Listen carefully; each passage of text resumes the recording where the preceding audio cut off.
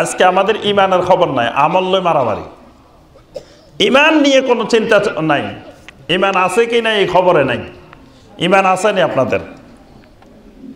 বলেন দেখি, ইমান আছে? সবাই কয় না, অনেকে মনে হয় নাই, সন্দেহে আছে, আছে কি নাই। আপনাদের ইমান আছে? আচ্ছা, এখানে আল্লাহর ওলি কে কে আছেন দেখি? আলহামদুলিল্লাহ, কয়েকজন পাওয়া গেছে, আর বাকিরা আল্লাহর ওলি হইতে পারে নাই। আলহামদুলিল্লাহ, অনেক আল্লাহর ওলি, মাশাআল্লাহ, আল্লাহর ওলিদের মাজলিস।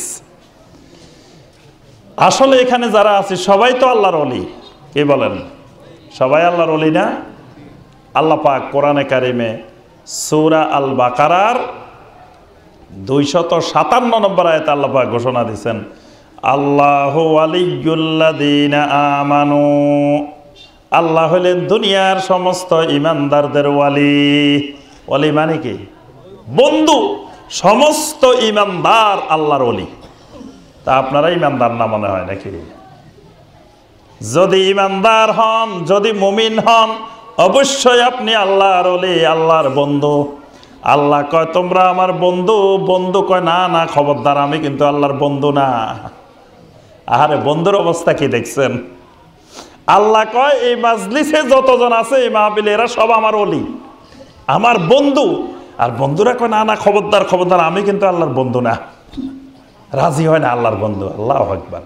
অর্থাৎ আল্লাহর বন্ধুরা জানে না আল্লাহ যে তাদের সাথে বন্ধুত্ব করছে, এই খবরে নাই। আল্লাহর সাথে যদি বন্ধুত্ব না থাকে, ঈমান আনছি কেমনে আল্লাহর উপরে? ঈমান আনাটাই আল্লাহর বন্ধুত্বের প্রমাণ, বেলায়েতের প্রমাণ। এই জন্য ইমাম আবু হানিফা রাহমাতুল্লাহ আলাইহি আল ফিকহুল আকবারে লিখছেন, আল মুমিনুনা কুল্লুহুম আউলিয়াউর রহমান, সমস্ত মুমিনেরা আল্লাহ রাব্বুল আলামিনের ওলি। তবে ওলিদের তারতম্য হইল, যিনি যত বেশি কোরআনের ইত্তেবা করেন, নবী সাল্লাল্লাহু আলাইহি ওয়াসাল্লামের সুন্নতের ইত্তেবা করেন, তার মর্যাদা তত বেশি। মানে বেলায়েতের মধ্যে উপরে আর নিচে আছে, কম আর বেশি আছে, কিন্তু আমভাবে কমনভাবে সবাই আল্লাহর ওলি। এজন্য সবসময় নিজেকে আল্লাহর বন্ধু মনে করবেন, আল্লাহর ওলি মনে করবেন। কিন্তু আমরা ওলির ভুল কনসেপ্ট দিয়ে কিছু মানুষের ওলি বানাইছি, আর বাকিরা সারা জীবন যত আমল করবেন ওলি কোফালে জুটবে না।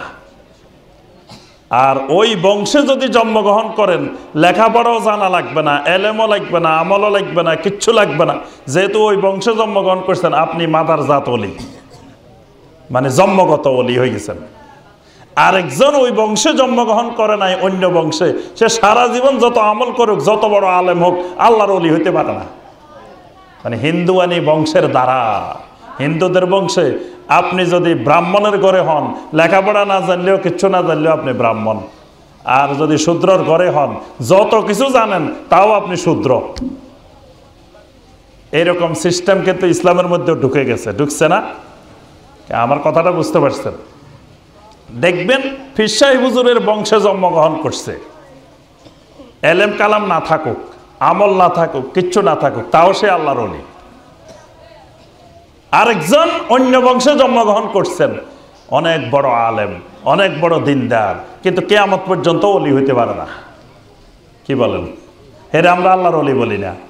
ওই হুজুরের ছেলে, হুজুরের নাতি, হুজুরের বংশের বাস, বংশের হওয়ার কারণে আল্লাহর ওলি হয়ে গেছে। ইসলাম এই জাতীয় গদ্দিনিসীন সিস্টেম ইসলামের ভিতরে নাই। ওমর ইবনে খাত্তাব রাদিয়াল্লাহু তাআলা আনহু ইন্তেকালের আগে বলে গেছেন, খবরদার, উম্মতে মুসলিমার কাছে আমার আবেদন, আব্দুল্লাহ বিন ওমরকে কেউ খলিফা বানাইবে না। আমার ছেলে আব্দুল্লাহ বিন ওমরকে কেউ খলিফা বানাইবে না।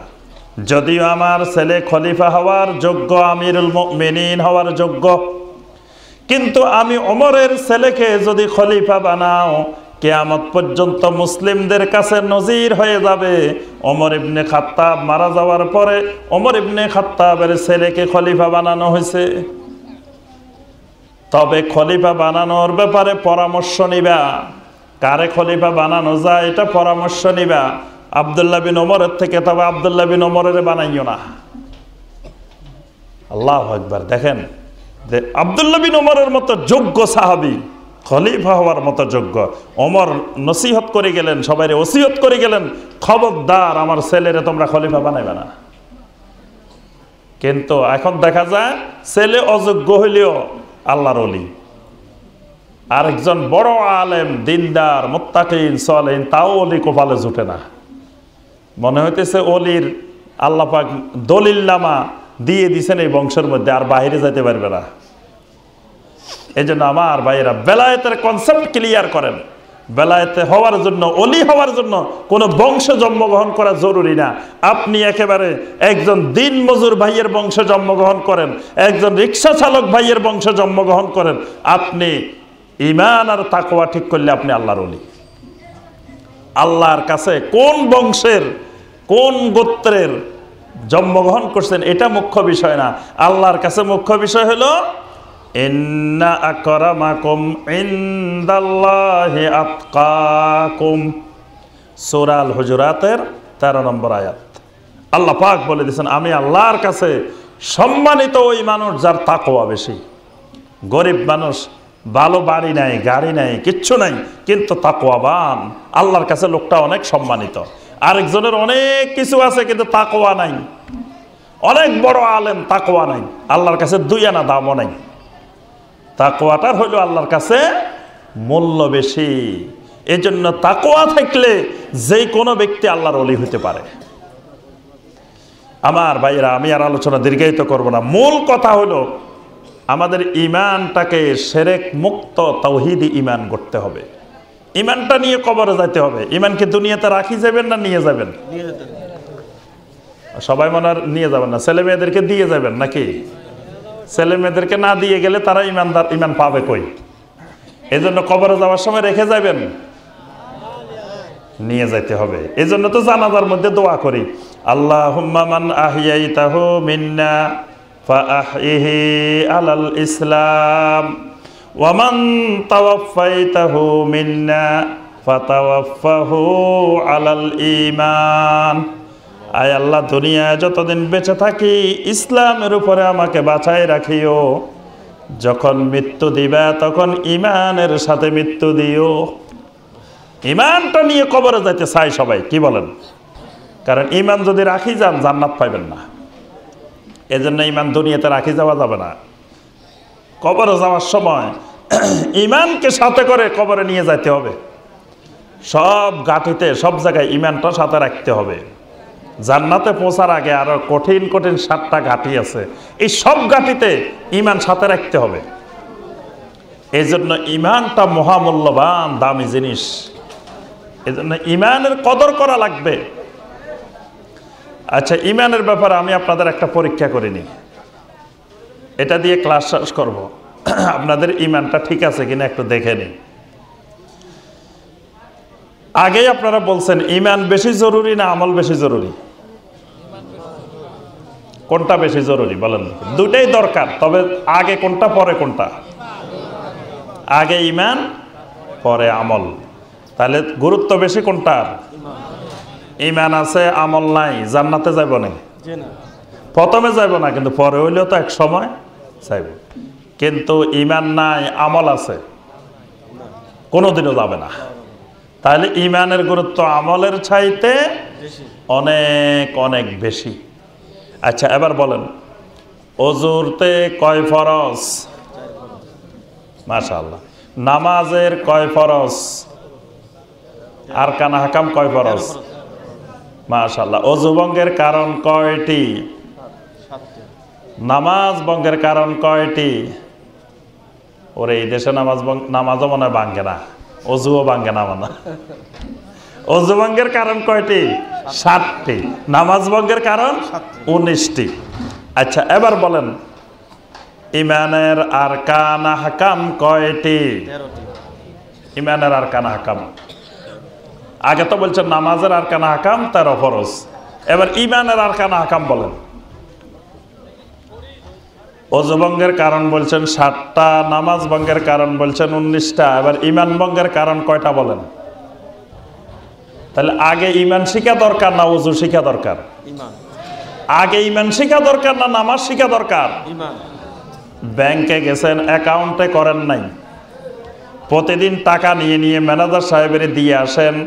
কয়দিন পরে ম্যানেজার সাহেব বদলি হয়ে চলে গেছে, আপনি বললেন আমি ব্যাংকে 10 লাখ টাকা জমা দিছি, টাকা তুলতে গেছেন, টাকা পাইবেন?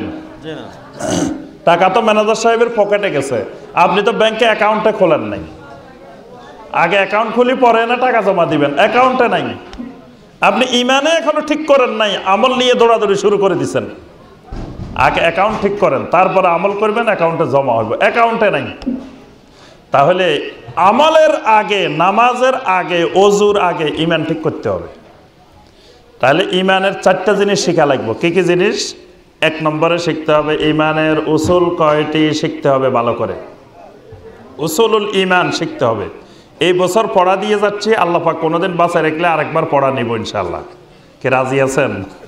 1 বছরের পড়া ইমানের উসুল শিখবেন। উসুল, ইমানের উসুলের উপরে অনেক বাংলায়, বর্তমানে বাংলায়ও বই আছে, আরবি ভাষায় অনেকগুলো বড় বড় বই আছে, ইংলিশেও বই আছে।